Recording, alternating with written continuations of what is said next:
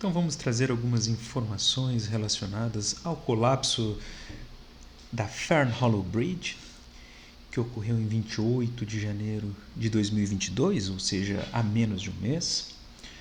Ponte essa localizada em Pittsburgh, Pensilvânia, Estados Unidos, também conhecida como Frick Park Bridge e Forbes Avenue Bridge.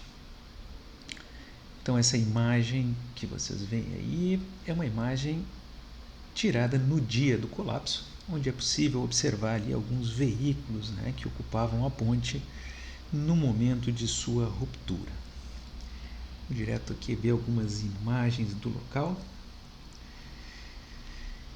Então, no dia 28 de janeiro, às 6 horas e 40 minutos, horário local, a ponte denominada Fern Hollow Bridge sofreu uma falha estrutural e, como resultado, a estrutura de cerca de 136 metros de comprimento caiu no parque localizado logo abaixo. No momento do colapso, um ônibus articulado e 4 veículos leves estavam na ponte. Ponte essa que estava coberta de neve, como a gente consegue ver no vídeo.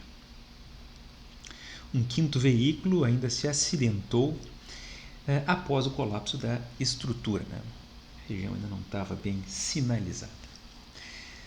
Não houveram mortes, mas 10 pessoas ficaram feridas, necessitando de atendimento, mas em princípio sem maiores consequências. Então tá aí. Antes de qualquer coisa, acho que é interessante a gente pegar um pouco do histórico dessa estrutura. Originalmente, esse vale, essa encosta, ela era coberta por uma ponte também chamada de Fern Hollow Bridge, a Fern Hollow Bridge original. Ponte essa que foi utilizada entre 1901 e 1972. Então, por 71 anos foi utilizada essa ponte que vocês estão vendo aí, uma ponte em arco, estrutura metálica, que foi derrubada em 1972 para ser substituída pela Fern Hollow Bridge, que colapsou alguns dias atrás.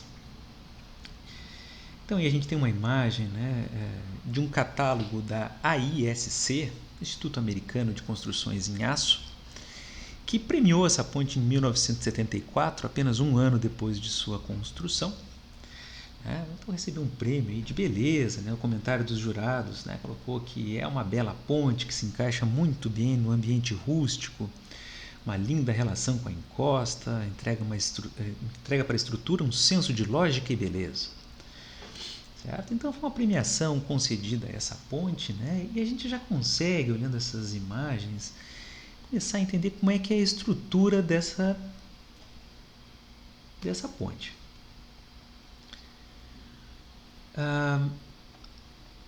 Então, a ponte em pórtico, apoiada sobre encosta, como coloca Leonhardt, mais ou menos como esses dois modelos que a gente consegue ver à esquerda.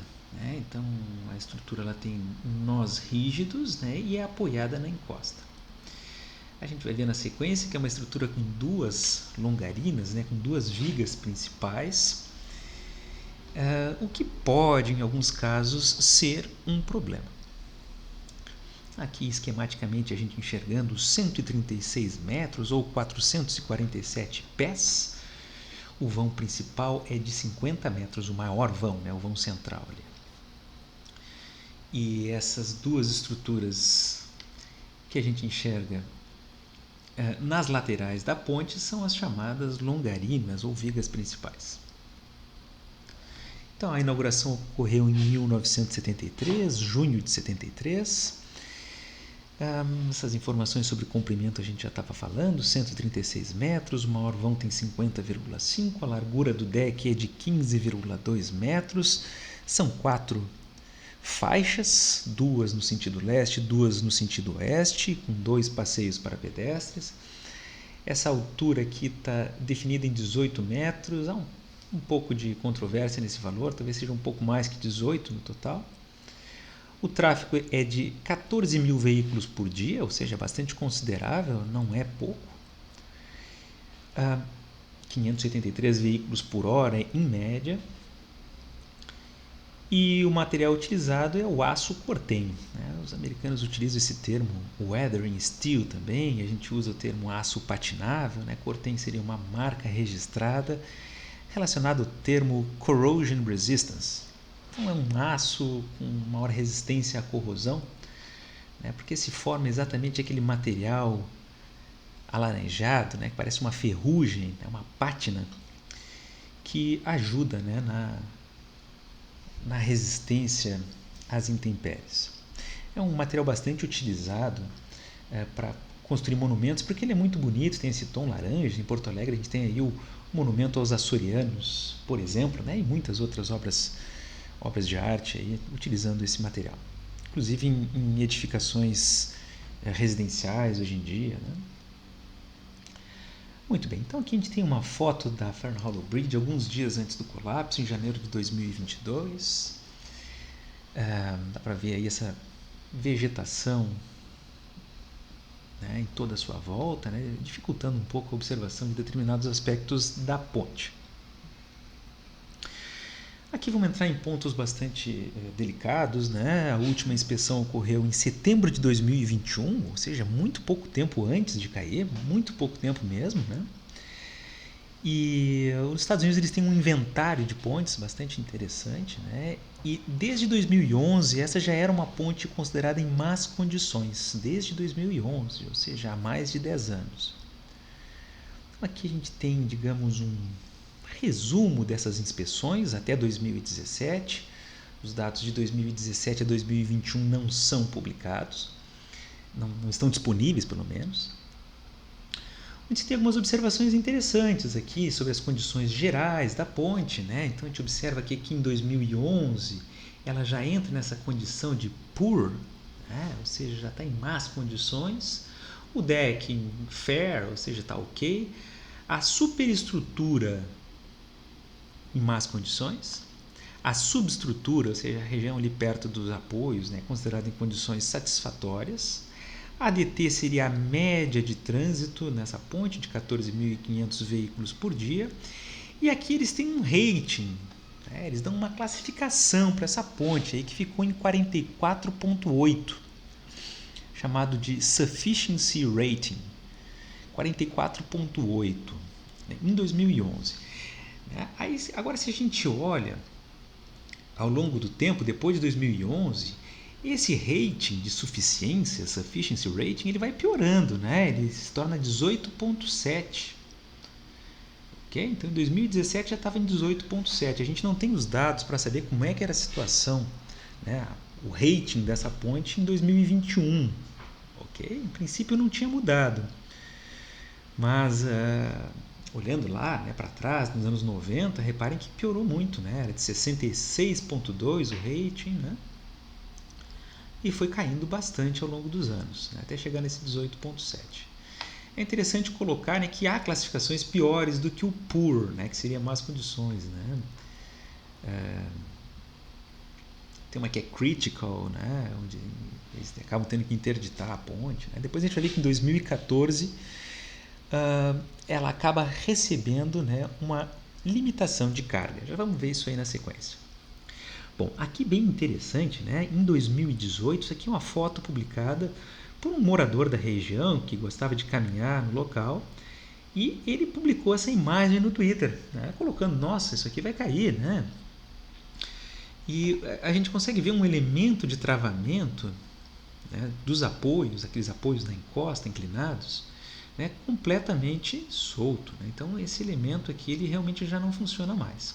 Aqui em cima, logo acima, a gente observa que tem alguns cabos conectados, né? Então foi feito algum serviço de reforço já, né? Nesse momento aqui já tinha sido feito algum serviço de reforço na estrutura.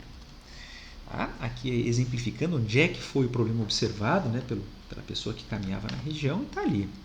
Esse elemento de contraventamento, de travamento dos pilares estava solto e foi substituído por cabos.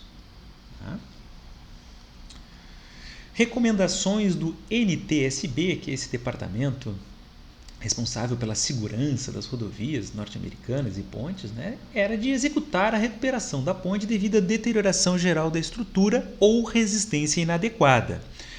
Né? O custo estimado era de 1,5 milhão de dólares, 1,5 milhão de dólares. E em 2014, como eu estava colocando, foi colocada uma restrição de peso para veículos acima de 26 toneladas. Então, nenhum veículo, né, com mais de 26 toneladas poderia acessar a ponte. 26 toneladas é bastante restrito, tá, pessoal? A gente viu ali já em algumas imagens preliminares, né, que a gente tinha um ônibus sobre a ponte, biarticulado. Esses ônibus, quando lotados, que não era o caso no dia, né, quando estão lotados, eles passam de 26. Pode chegar aí na ordem das 30. Aqui no Brasil, as pontes hoje em dia, quando são projetadas, a gente utiliza em geral aí o trem tipo TB 450, que prevê um veículo de 45 toneladas. Então, vocês veem aí que para os dias de hoje, 26 toneladas é pouco, né? É uma restrição bastante importante. Outra coisa, né, que quando se faz esse tipo de restrição em pontes, né, não se leva em conta o número de veículos que estão na estrutura, certo? Então, simplesmente, um veículo de mais de 26 não pode acessar. Então, aí a gente tem uma imagem do colapso no dia 28, esse ônibus ali vermelho que eu me refiro, né, um ônibus biarticulado, e a gente consegue enxergar os outros veículos que se acidentaram, os outros 4 veículos leves, né, nessa parte do tabuleiro da ponte acidentada, e aqui a gente consegue enxergar um veículo que caiu, né, após o colapso, né, por falta de sinalização, enfim.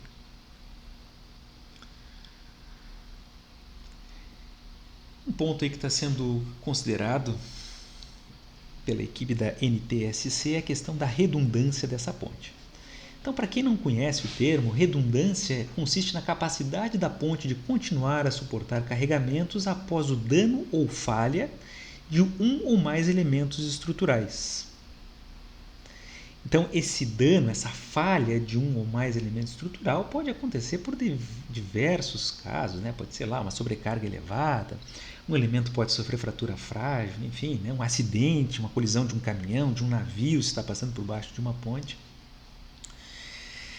E a ideia é exatamente essa que a gente está vendo nessas figurinhas aqui na direita, né? Se eu perco, por exemplo, essa viga G1 ali, né? Girder G1, será que a estrutura consegue continuar funcionando com as outras 5 longarinas? Uma estrutura com 6 longarinas perde uma, consegue continuar funcionando? Isso é redundância. Se ela consegue, ela tem um nível de redundância maior do que se ela não consegue.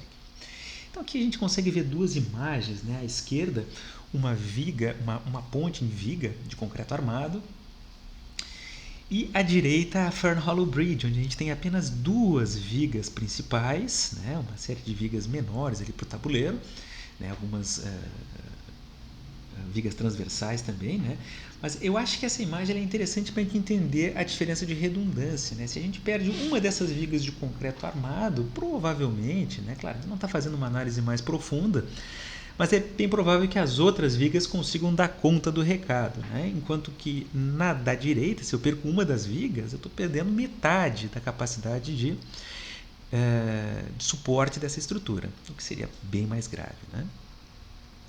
Então, te diz que a viga da esquerda, a ponte da esquerda, tem um nível de redundância maior que a ponte da direita.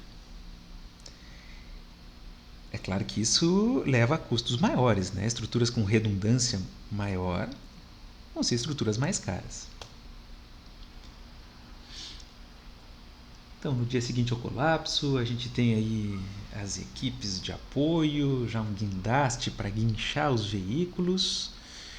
Ainda se observa neve no local. É bastante devastadora a observação de uma estrutura desse porte colapsada. O custo com certeza vai ser muitas ordens de grandeza maior que aquele 1,5 milhões de dólares previstos pelo órgão, pelo NTSC, para a recuperação dessa estrutura. Aí o ônibus sendo retirado do local. Só isso já é um custo elevado. As equipes aí da NTSB fazendo a inspeção no local, levantando provas, um processo longo, que vai levar de 12 a 18 meses para a gente ter um relatório final. O relatório parcial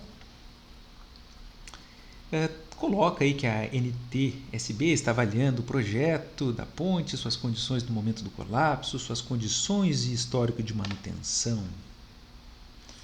Né?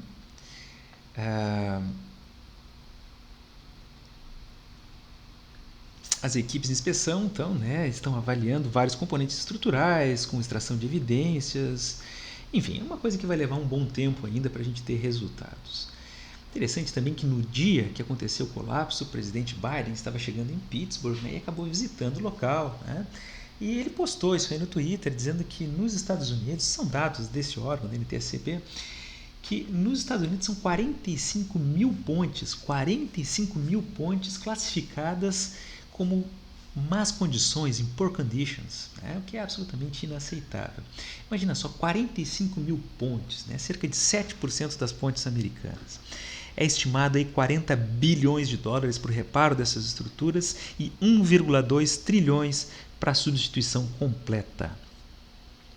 Então é interessante a gente pensar aqui no Brasil como é que é essa situação, como é que fica isso, como é que está essa questão das avaliações, das estruturas, porque vocês podem ter certeza que esse tipo de colapso mais cedo ou mais tarde vai começar a acontecer, se as medidas necessárias não serem tomadas.